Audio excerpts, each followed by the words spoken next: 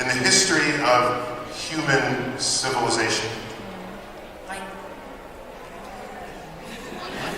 Do I believe in the God that you believe in? Yes. Okay, that's probably what I was guessing. Is that the Christian God? Catholic. Catholic, that'd be Christian. Yeah. Okay, so,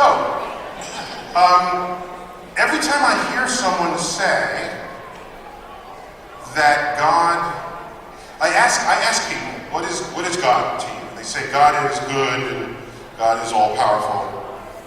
And, okay. So then, you know what happened? This happened in the 1700s. The city of Lisbon, Portugal. 1755, I think was the year. If I'm off by like 3 years. Lisbon, Portugal, one of the holiest cities in all of Europe. A Catholic city. All Saints' Day, one of the holier days in the Christian calendar, back then especially. Everyone was in church, worshiping. That morning, there was an earthquake. And that earthquake, what buildings are most susceptible to earthquakes?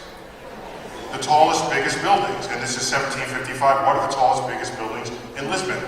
The churches. So, that morning, 80,000 people died in their churches from the collapse of the domes, the walls, and what followed the earthquake? Guess what? A tsunami followed the earthquake, basically wiping the city of Lisbon clean. Okay. That was the beginning of what we today think of as the modern atheism. Because at the time people said, if God is all loving, how could he have possibly done this? God presumably controlling the forces of nature. We're not talking about man's inhumanity to man here, which would be the consequence of free will. We're talking about nature. And so people at the time, led by people such as Voltaire, asked the question, if there is a God,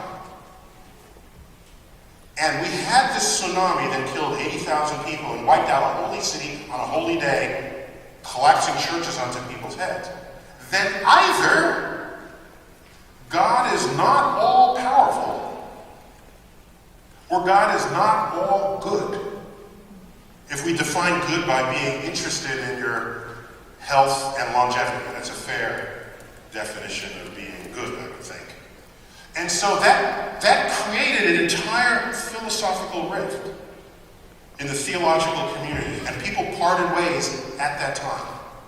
So when I look at the universe and I see asteroids coming down to strike and rendering species extinct, I see forces of nature that would just as soon have us dead or extinct.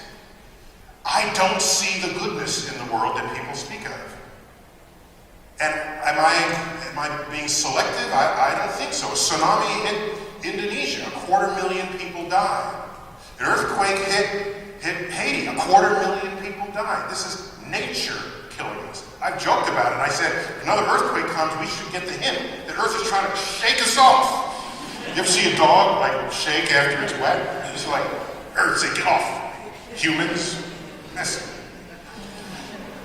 So, when people define God in that way, I don't see the all good part. I see some good, I see a lot of bad.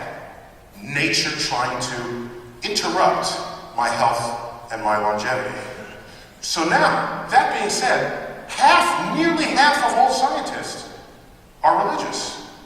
They pray to a God. Half of all Western in America. So being a scientist does not make you not believe in God. Nearly half. Here's the difference.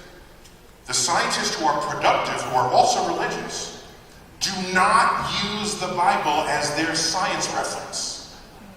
The Bible, they've removed and they use the Bible as a source of their spiritual fulfillment and enlightenment.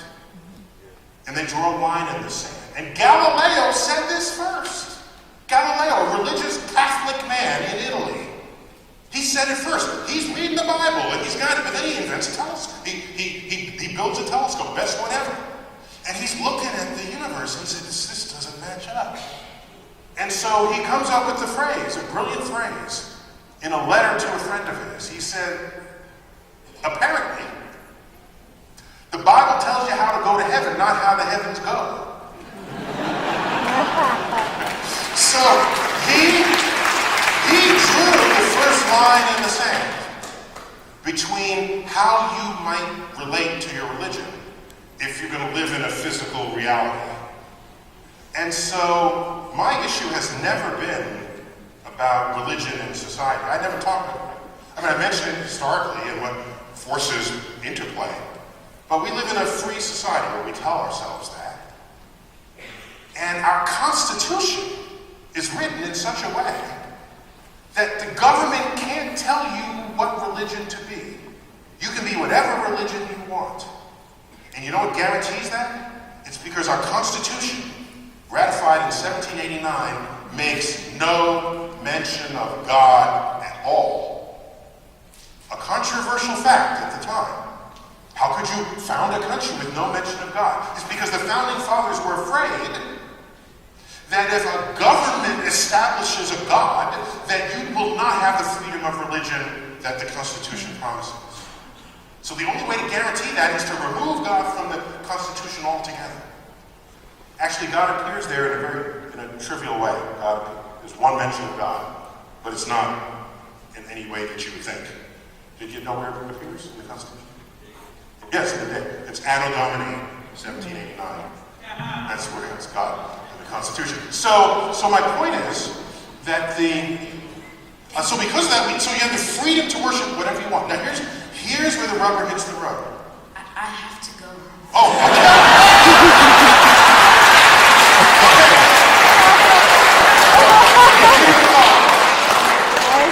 Since you are our future, I want you to understand something and not forget it. Are you ready? Okay. Religions all over the world constitute what we call belief systems. Okay? And your freedom to believe whatever you want is a right and even a privilege in a free society. That's a good thing. Consider, however, that if you believe something that's part of a religious philosophy, and someone else has a different religion that's a different religious philosophy, and you're not agreeing with one another, and there's another religion over here, and another over here, and they don't agree, you're still free to believe what you want.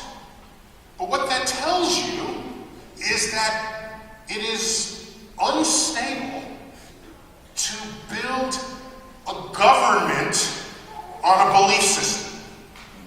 What you want is objectively verifiable truths around which we can all agree. That's what you build your economic system on, your governance on.